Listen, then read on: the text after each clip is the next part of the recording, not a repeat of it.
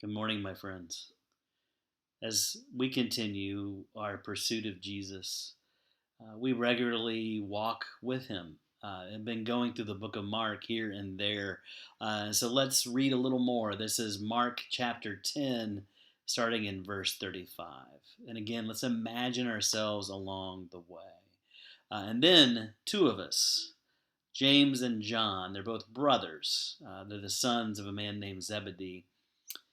They came to Jesus and they said, Rabbi, teacher, we want you to do for us whatever we ask.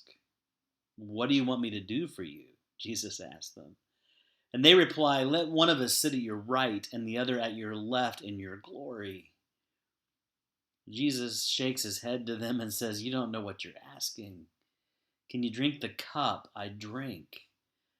This is the cup of suffering, right? Can you drink the cup of suffering I drink, or be baptized with the baptism I am baptized with? And very confidently they said, We can. Jesus looked at him soberly, most likely, and he said, You will drink the cup I drink, and be baptized with the baptism I am baptized with. But to sit at my right or my left is not for me to grant. These places belong to those for whom they have been prepared. And then when the rest of us hear this, uh, we became indignant with James and John. We're frustrated with them. And so Jesus calls us together and he says this. He says, You know that those who are regarded as rulers of the Gentile lord it over them, and their high officials exercise authority over them. Not so with you, he says. Instead, whoever wants to become great among you must be your servant, and whoever wants to be first must be slave of all. For even the Son of Man did not come to be served, but to serve, and to give his life as a ransom for many.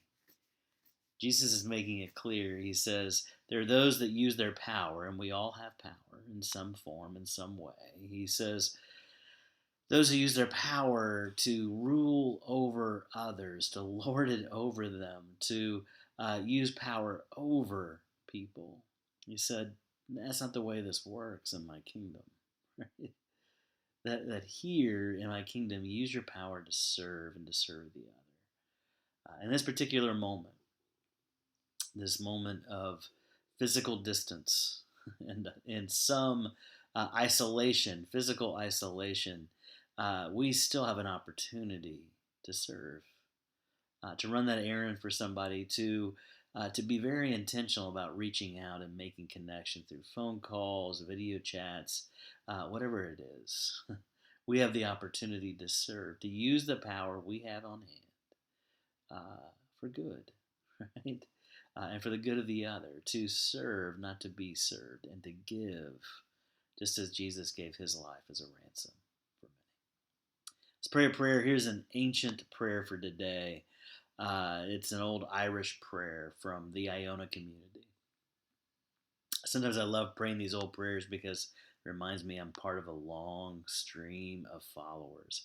Lord God, our Father, in this world where goodness and evil continue to clash with each other, instill in us and in all people discernment to see what is right, faith to believe what is right, and courage to do what is right. Keep us and preserve us, body, mind, and soul. Amen. Grace and peace, my friends.